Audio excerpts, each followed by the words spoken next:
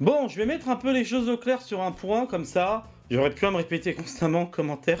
On n'arrête pas de me balancer ça. Alors, on va régler un truc tout de suite. Le débat Ishiki contre Kaguya. Ah oui, petite précision, je ne me base que sur ce qui est canon, hein, donc uniquement sur les mangas et le film The Last, qui est la seule exception, parce que Kishimoto était aux manettes du film. Déjà, commençons par les faits. On sait que Kaguya a poignardé dans le dos Ishiki.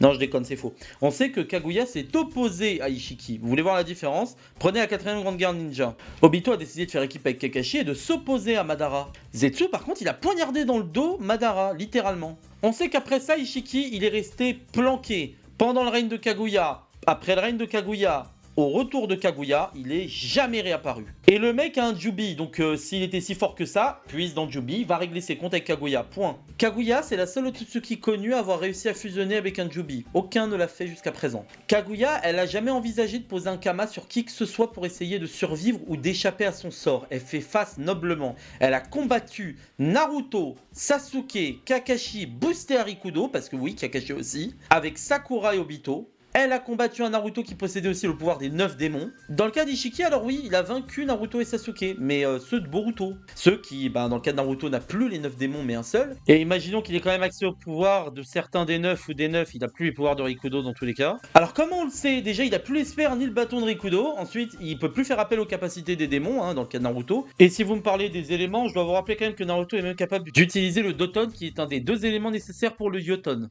Les Hokage sont connus pour maîtriser plusieurs éléments.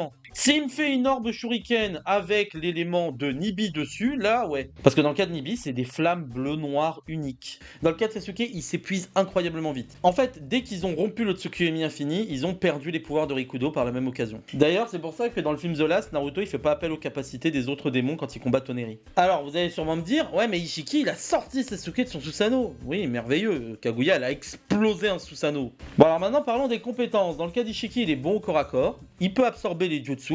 Il peut aussi réduire la taille d'un objet ou de lui-même et lui rendre sa taille d'origine. Oui, il peut pas agrandir la taille de base d'un objet, on l'a jamais vu faire. Et il possède des capacités spatio-temporelles qui lui permettent notamment de se rendre dans une dimension où il y a un Jubi et dans une autre dimension à lui dans laquelle le temps est gelé. Sauf que ça marche pas sur les Otsutsuki. Alors maintenant parlons de Kaguya. Elle est bonne au corps à corps, elle a des os qui peuvent désintégrer tout ce qu'il touche, elle possède des capacités spatio-temporelles et elle possède surtout 5 dimensions et 2 palais dans lesquels les mondes sont tous différents les uns des autres. Elle peut modeler la nature et fusionner avec, elle peut aussi attaquer avec ses cheveux et créer des points de chakra gigantesques. Elle possède un genjutsu à l'échelle planétaire. Elle peut paralyser les gens rien qu'en les touchant.